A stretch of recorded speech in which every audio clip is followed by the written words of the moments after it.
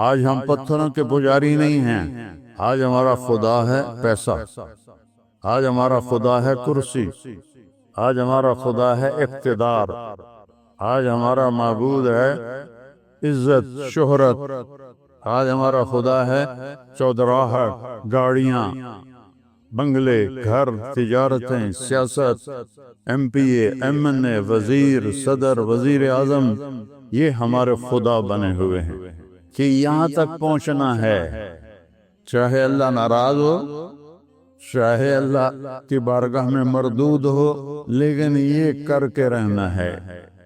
میرے نبی کی آواز اس سارے بتوں کو توڑ رہی ہے۔ یہ بھی بت ہیں، ہم نے بت تراشے ہوئے ہیں دلوں میں، ان پر میرے نبی ضرب لگاتے ہیں، لا الہ الا اللہ۔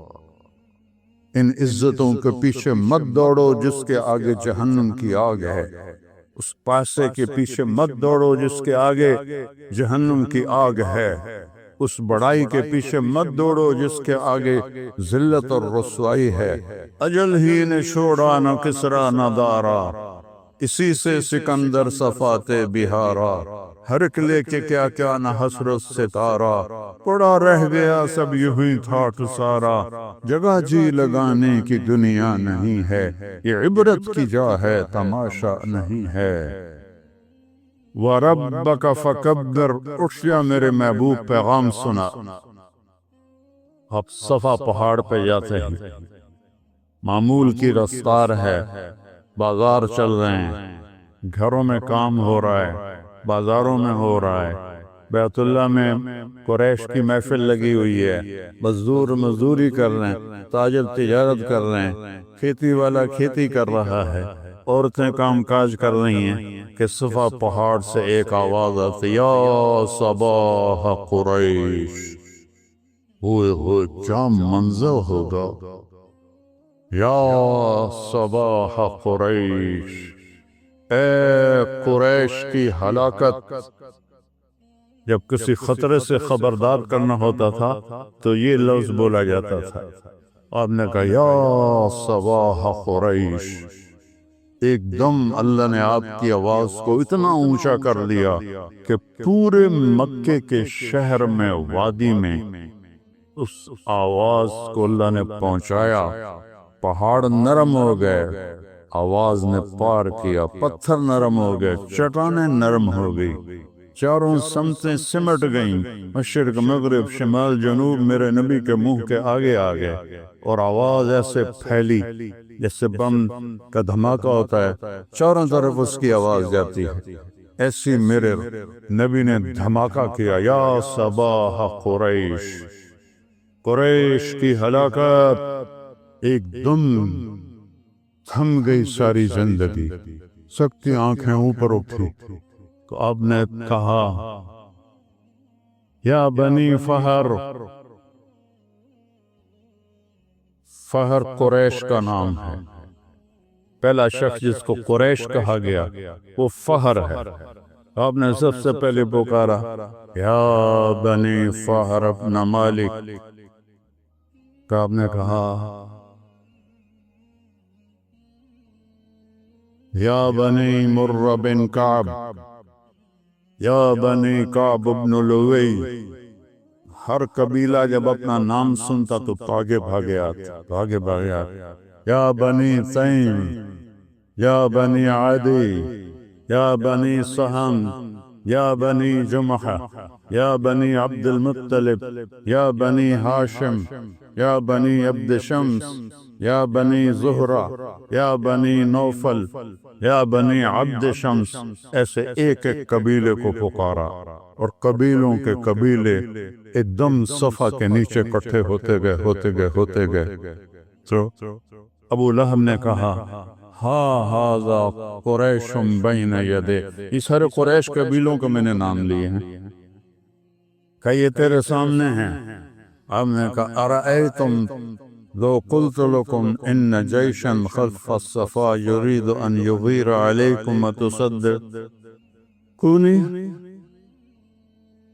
اگر میں یہ کہوں کہ صفا پہاڑ کے پیچھے ایک لشکر تم پہ حملہ کرنے والا ہے، میری مانو گے؟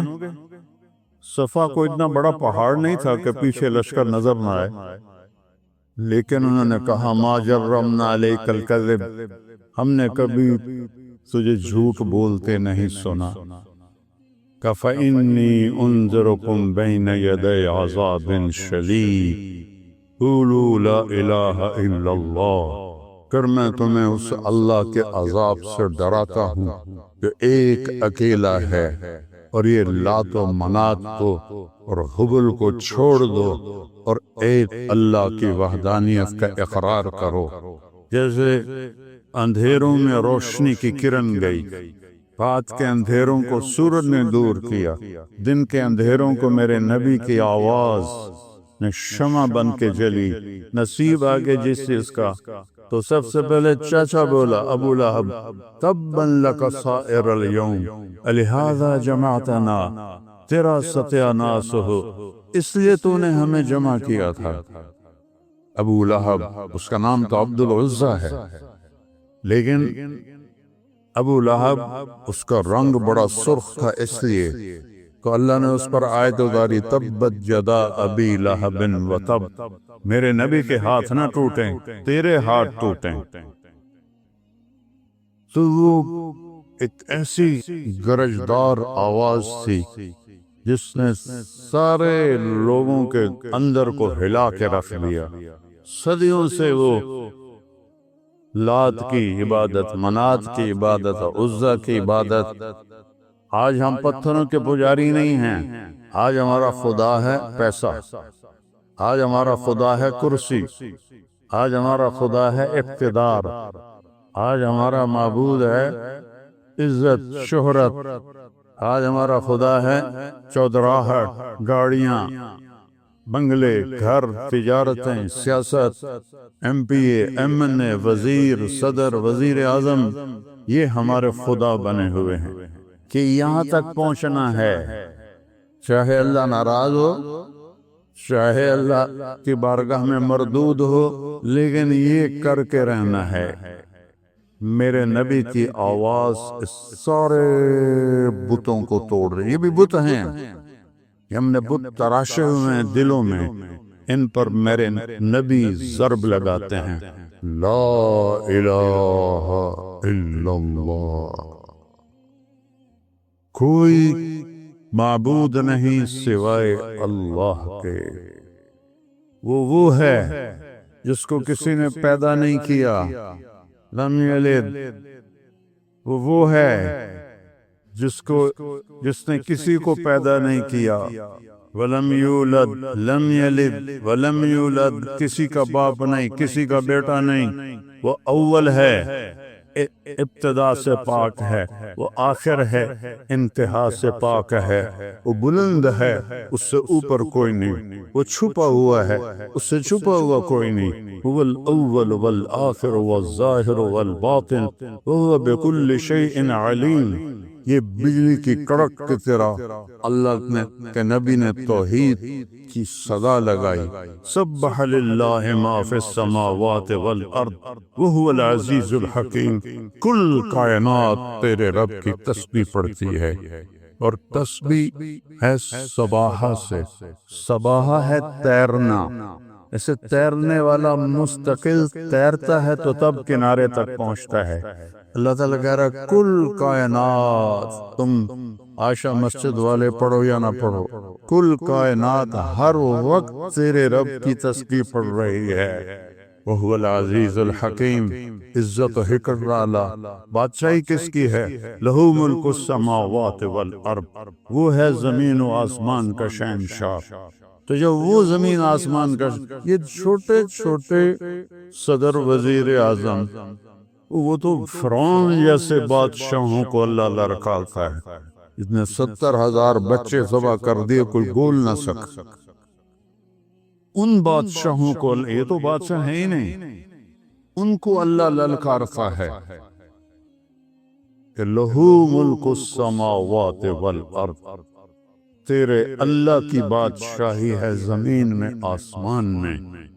کیا طاقت ہے اس کی، یحیی و یمیت، تم کسی کو مار کے دکھاؤ، تم کسی مردہ کو زندہ کر کے دکھاؤ، مارتا بھی تیرا اللہ ہے اور بچاتا بھی تیرا اللہ ہے۔ مچھلی کے پیٹ میں جانے سے کوئی زندہ رہ سکتا ہے؟ یونس علیہ السلام کو مچھلی کے پیٹ میں رکھا اور زندہ رکھا، اور مچھلی کو شیشہ کر دیا اور سمندر کو روشن کر دیا۔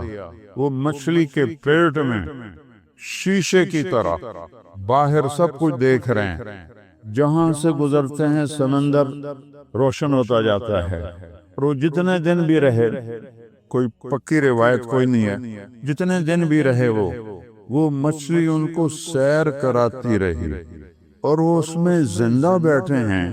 ہے کوئی عقل میں آنے والی بات کہ مچھلی کے پیٹ میں ایک آدمی جائے، وہ تو جاتے ہی اس کے معدے کی چکی کے اندر وہ پس کے سرما بن جاتا ہے۔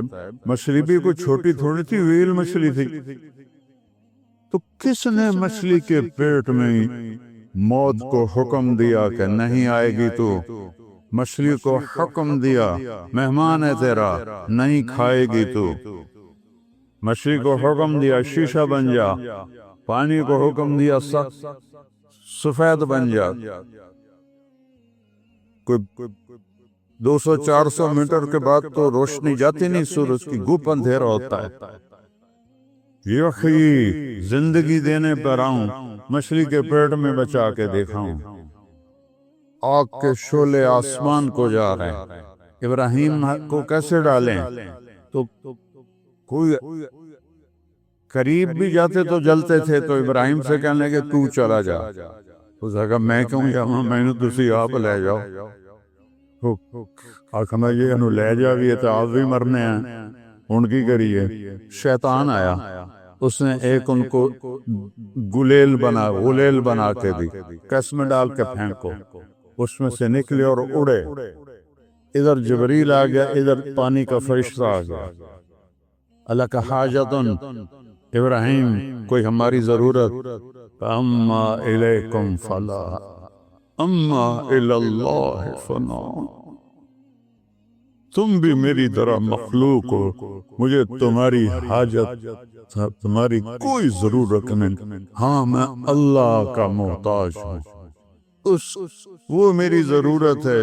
جبریل، میکائیل، تم کیا میری کر سکو گے؟ میں اللہ کے سامنے ہوں، مجھے دیکھ رہا ہے، وہ جلانا چاہتا تو میں جل جاؤں گا،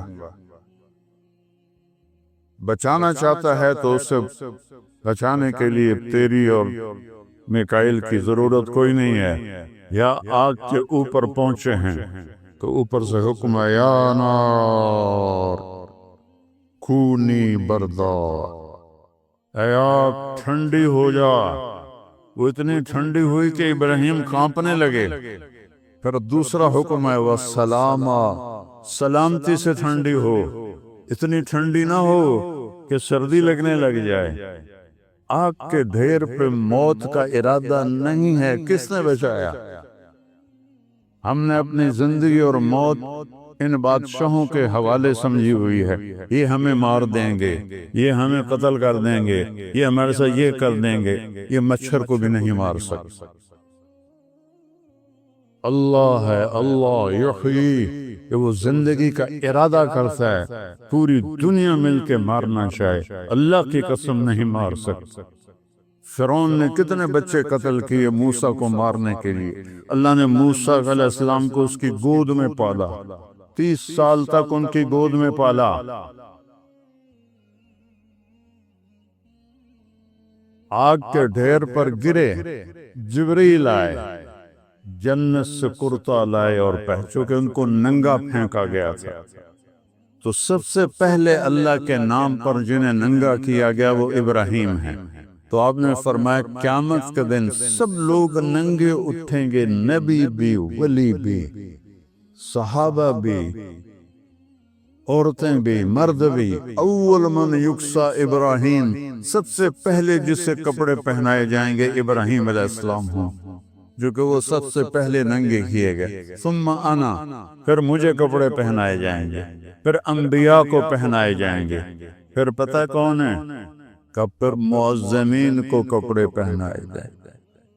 یہ ہمارے معزم جو تھوڑے تھوڑے پیسوں پہ تم چودھریوں کی ڈانٹ بھی کھاتے ہیں اور اذانیں بھی دیتے ہیں، قیامت کے دن دیکھنا کہ اللہ ان کو کیسے کپڑے پہنائے گا۔ میں اور تم ننگے کھڑے ہوں گے اور یہ اذان دینے والے کپڑوں میں ہوں گے، ان کا سردار آگے بلال حبشی ہوگا۔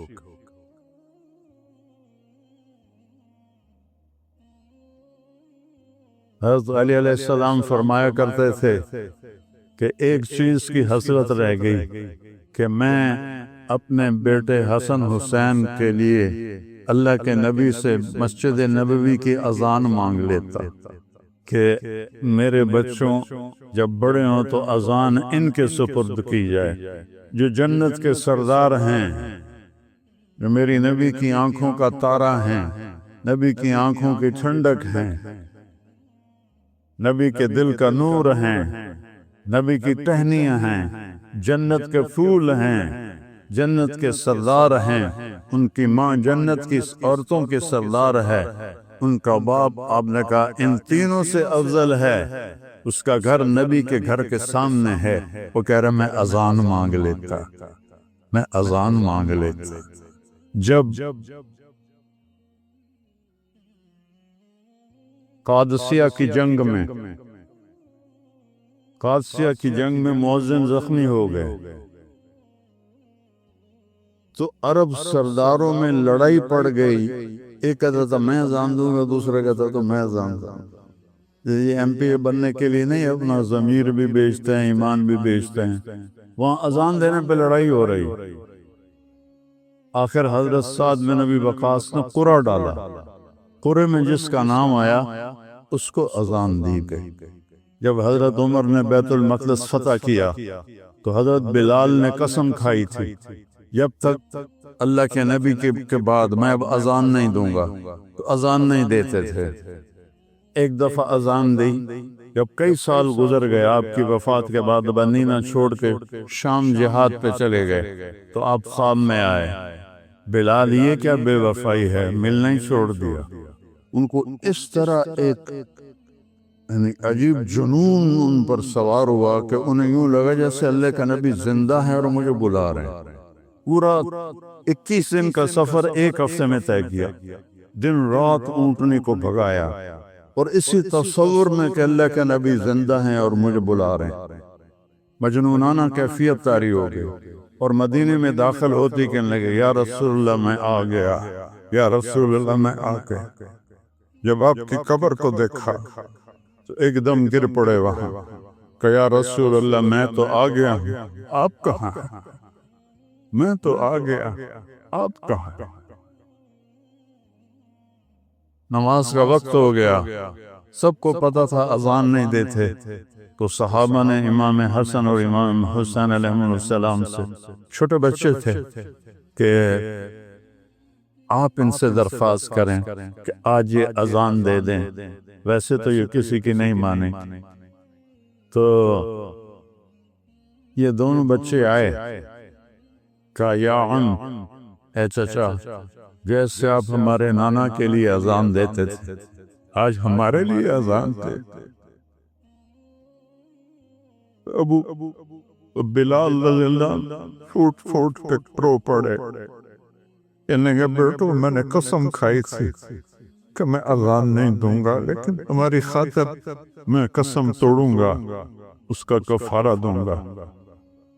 اور اس انصاری عورت کے گھر کی چھت پر چڑھے جہاں چڑھ کے وہ اذان دیتے، صرف اللہ اکبر کہا تھا تو پورے مدینے میں نوحہ مچ گیا، کوہرام مچ گیا، عورتیں بھی روتی ہوئی گھروں سے باہر نکل آئیں، پورا مدینہ وہ آہ و فغان اور چیخ و پکار کی آوازوں میں تھا، پر بلال کی اللہ اکبر گونج رہی تھی۔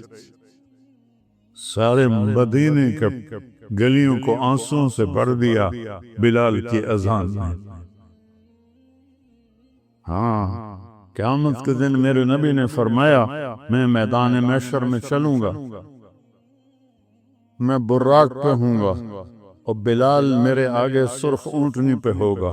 جب میدان محشر میں پہنچیں گے تو اللہ بلال سے کہے گا اذان دے، تو وہ اونٹنی پہ کھڑے ہو کے اذان دیں گے۔ اس دن سن لینا سب اذان بلالی سن لینا۔ جب بیت المقدس فتح ہوا اور پہلی نماز وہاں پڑھی جانے لگی تو 36,000 کا لشکر تھا۔ حضرت عمر وہاں کے پادریوں نے کہا تھا اپنے خلیفہ کو بھیج لو، ہماری کتابوں میں لکھا اس کا حلیہ، وہ ہوا تو چابیاں پکڑا دیں گے ورنہ خون کا آخری قطرہ بہائیں گے تم سے لڑنے کے لیے۔ حضرت عمر کو بلایا گیا، تشریف لائے اور قلعے کی دیوار کے سامنے کھڑے ہوئے۔ پادریوں نے اپنی کتاب کھولی اور ایسے دیکھا کہاں یہ وہی ہے، اور آئے دروازہ کھولا، چابیاں دے دی۔ تو نماز پہلی نماز پڑھی جانے لگی تو سارے صحابہ نے حضرت عمر سے کہا بلال سے کہہ دیں آج اذان تو کہہ۔ واہ بلال واہ، یہ عزتیں مانگو اللہ سے، کون سی عزتیں مانگتے ہو؟ سامنے تمہیں ایسے سلیوٹ مارتے ہیں، پیچھے تمہیں گالیاں دیتے ہیں۔ کبھی حرام کے راستے پر بھی کسی نے عزت پائی، کبھی اللہ سے جنگ کر کے بھی کسی نے عزت پائی، سکون پائے، کبھی ظلم و ستم کے پہاڑ توڑ کر بھی کوئی بڑا انسان بنا۔ یہ عزت ہے کہ 22 لاکھ مربع میل کا مالک آ کے بلال سے کہتا ہے کہ بلال آج ہماری درخواست اذان تو دے، اور پھر رونے لگے کہ میں ایک دفعہ قسم پہلے توڑی، آج دوبارہ تیری خاطر توڑوں گا۔ اور وہاں چٹان ہے جس کے اوپر اب گنبد بنا ہوا ہے، اس کے اوپر کھڑے ہو کر جب انہوں نے اللہ اکبر فرمایا تو 40-36 ہزار کا لشکر کی داڑیاں روتے روتے آنسوں سے فرق ہوئے، جیسے وضو کر کے نکلے ہوں ایسے داڑیوں سے آنسو ٹپک رہے تھے۔ یہ عزت ہے، اس کو عزت کہتے ہیں۔ اسے عزت نہیں کہتے کہ ہوٹر والی گاڑی مل جائے اور ہوٹر والے آگے موٹر سائیکلوں اور تمہارے گاڑی پہ جھنڈا لگا ہوا ہو، یا تم بہت بڑے گھر کے مالک بن جاؤ، بہت بڑی تجارت کے مالک بن جاؤ، مرتے ہی سب خاک ہو جائے۔ اجل ہی نے چھوڑا نہ کسرا نہ دارا، کدھر گئے کسرا کدھر گئے دارا، اسی سے سکندر صفاتے بہارا، کہاں گیا سکندر؟ 10 سال میں 16 لاکھ مربع میل اس نے رقبہ فتح کیا۔ 10 سال میں 16 لاکھ مربع میل، 20 سال کی عمر میں نکلا اور واپس لشکر نے بغاوت کر دی کہ آگے نہیں جائیں گے، واپس چلا۔ ملتان کی لڑائی میں اس کے کمر میں تیر لگا جو نکل نہ سکا، اندر ہی ٹوٹ گیا۔ اس نے ملتان کے کتے بلے بھی قتل کرواتی ہے۔ ملتان میرا ضلع ہے، مجھے آج بھی دکھ ہوتا ہے جب میں یہ واقعہ سناتا ہوں۔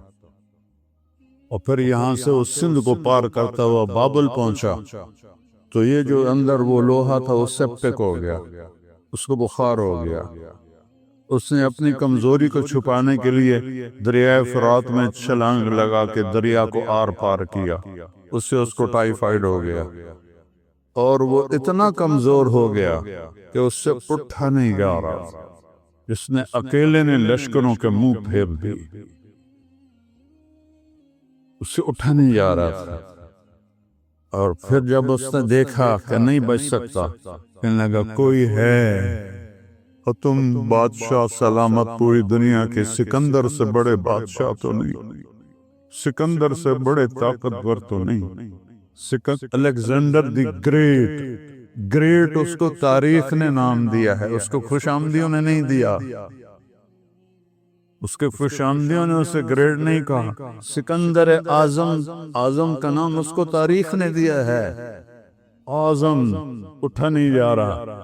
آخری الفاظ کوئی ہے، مجھے اتنے دن دے دے کہ میں گھر پہنچوں، میں مقدونیہ مرنا چاہتا ہوں، بابل عراق میں تھا، میں گھر پہنچنا چاہتا، مجھے وہاں موت آئے۔ 32 سال 8 مہینے اور 10 دن اس کی عمر تھی جب اللہ کا امر آیا اور اتنے بڑے بادشاہ کو چوہے کی طرح ختم کر دیا۔ ان عزتوں کے پیچھے مت دوڑو جس کے آگے جہنم کی آگ ہے، اس پاسے کے پیچھے مت دوڑو جس کے آگے جہنم کی آگ ہے، اس بڑائی کے پیچھے مت دوڑو جس کے آگے ذلت اور رسوائی ہے۔ اجل ہی نے چھوڑا نہ کسرا نہ دارا، اسی سے سکندر صفات بہارا، ہر ایک لے کے کیا کیا نہ حسرت ستارہ، پڑا رہ گیا سب یوں ہی تھا سارا، جگہ جی لگانے کی دنیا نہیں ہے، یہ عبرت کی جا ہے تماشا نہیں ہے۔